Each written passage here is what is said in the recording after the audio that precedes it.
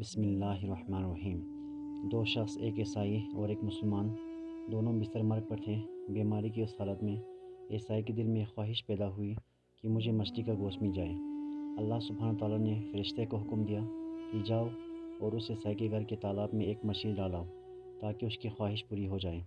دوسری طرف مسلمان کے دل میں خواہش ابھری کہ زندگی کے اس آخری حصے میں مجھے زیتون کا تیل میسر ہو جائے۔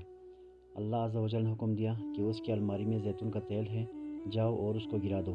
اللہ سبحانہ تعالیٰ کے حکم ہے کہ عیسائی کی خواہش پوری کرو اور اس مسلمان کا زیتون گرا دو۔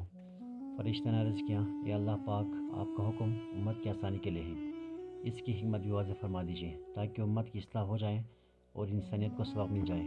تو اللہ سبحانہ تعالیٰ نے فرمایا، وہ جو عیسائی ہے دنیا کے لحاظ سے اس کی ایک نیکی باقی تھی، میں نے چاہا کہ اس کی نیکی کا بدلہ دنیا ہی میں دے دوں، اور جب وہ میرے پاس آئے تو اس کے لیے سوائے جہنم کے اور کچھ نہ ہو۔ اور جہاں تک اس مسلمان کا تعلق ہے تو اس کی ایک کوتاہی اس کی دامن پر رہ گئی ہے، میں چاہتا ہوں کہ اس کی وہ خواہش ٹوٹے اور اس پر صبر کریں، اور میں اس کے بدلے میں اس کی اس کوتاہی کو دور کر دیں، تاکہ جب وہ میرے پاس آئے تو اس کے لیے میرے پاس سوائے جنت کے اور کچھ نہ ہو۔ اللہ اکبر کبیرہ، سبحان اللہ۔ اے اللہ کریم، ہم آپ کی ناراضگی سے پناہ مانگتے ہیں، آپ ہم سب سے راضی ہو جائیے، آمین ثم آمین۔